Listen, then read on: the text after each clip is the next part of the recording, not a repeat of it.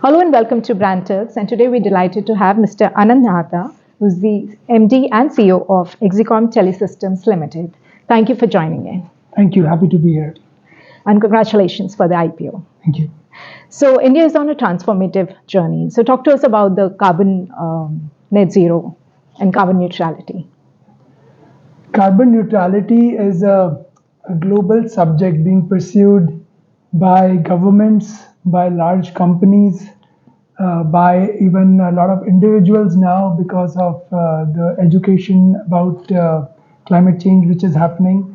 And this is a subject which spans across industries, across different businesses, where it's really important to control the temperature rise and global warming because it affects so many habitats and farming and animals and lifestyles in ways we cannot imagine. And what I'm engaged in is electric mobility is one component of this climate change aspect. So what are your key offerings and verticals? Yeah.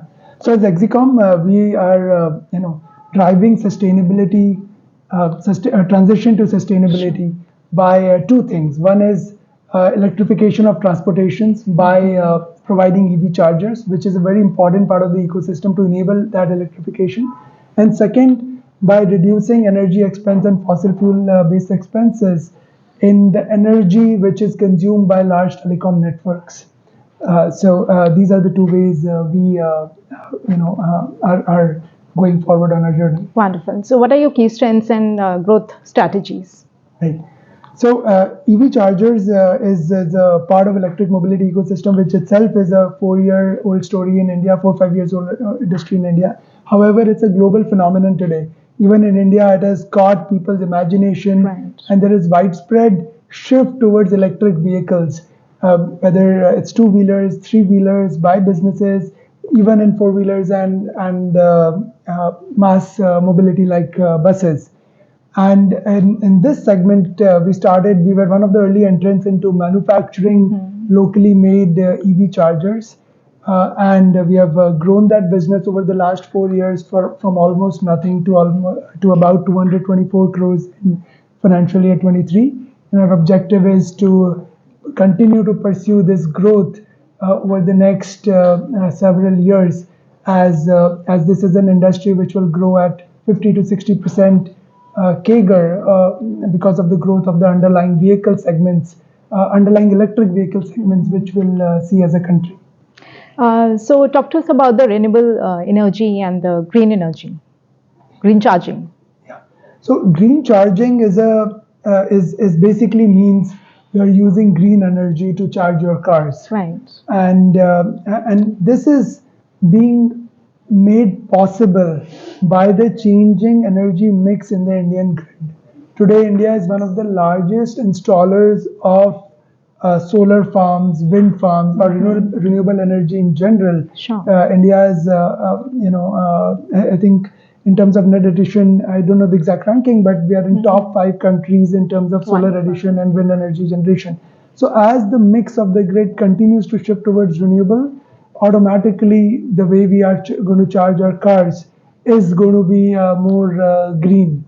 And some customers, some businesses, some consumers, some businesses, they complement this grid energy mix with co-located solar and battery energy storage systems to further improve the efficiency of charging by using more green energy. Your thoughts on rural electrification and the India opportunity? So electricity availability with PM's initiative and government's initiative now has reached almost all places in India. It's 10 years ago that was not the case. However, to power rural households, one is the grid is going to these rural places, but also innovative business models are coming where microgrid basically is a mini grid on its own, comprising of renewable sources of energy, battery, which can serve a localized geographical area and businesses in that area, including society in that area. that uses components of solar, maybe wind in some cases, battery in some cases, and to put all this together, power electronics also becomes an important piece. And some of our products which we produce in critical power segments do go into these applications, and hopefully will continue to do that in Wonderful, future. wonderful. So, what's your ask from the government for the industry growth? Yeah. I think a lot of times people say it's dependent on government for growth of these new industry. While to some extent it is true, it was a lot more imperative like 2, 3, 4 years ago when there were no policies. But over the last 4 years, government has come out with many policies regarding certifications, standards, safety, and that has progressed the sector from almost nothing to achieving this degree of electric vehicle penetration. So now I think it's really, while government will continue to play its role like it's doing for cell manufacturing via PLI, where we expect gigafactories to come up in India, to subsidizing the giving demand incentive to people to buy electric vehicles. But I think the more focus should be on industries and businesses to drive this forward, and then that's what we are trying to do. Please talk to us about your CSR initiatives. Yeah. As a company, we invest in CSR. We continuously invest in CR initiatives.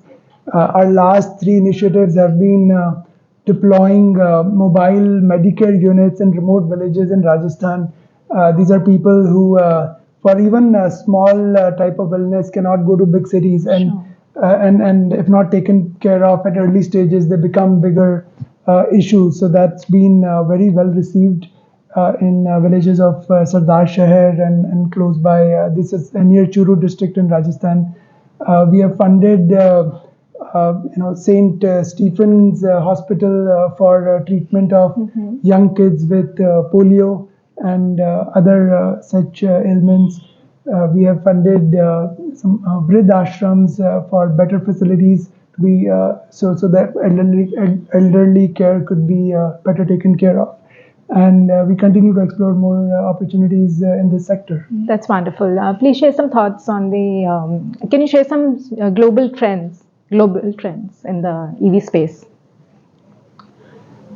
Globally, electrification is a phenomena which is increasing. In fact, yesterday I heard Tesla's model, the Model Y, that's the model of a car, is not just the best electric vehicle selling car, but it's the best selling car globally, period. Oh, wonderful. Right? So that kind of gives you an insight and sense into what's the potential for this sector.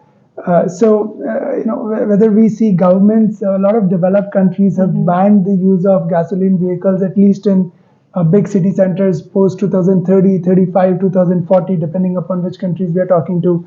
A lot of all the OEMs have committed multi-billion dollars of investment towards electrification, and further down all the other elements of electric mobility ecosystem, whether it's charging or some of the software solutions, are coming up in a big way and being invested by private equities and other investors.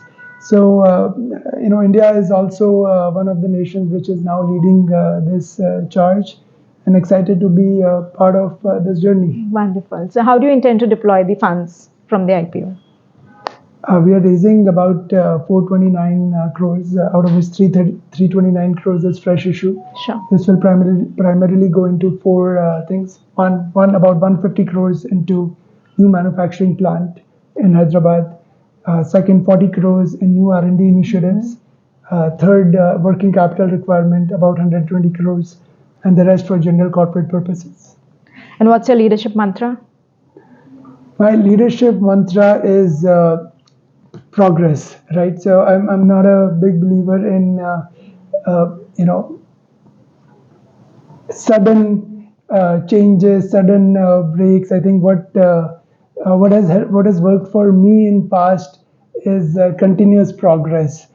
Sometimes slow, sometimes fast, but keep at it, keep making progress, and ultimately we will get where we want to be. Wonderful. Thank you so much talking to us. Thank you. And wish you a great IPO. Thank you.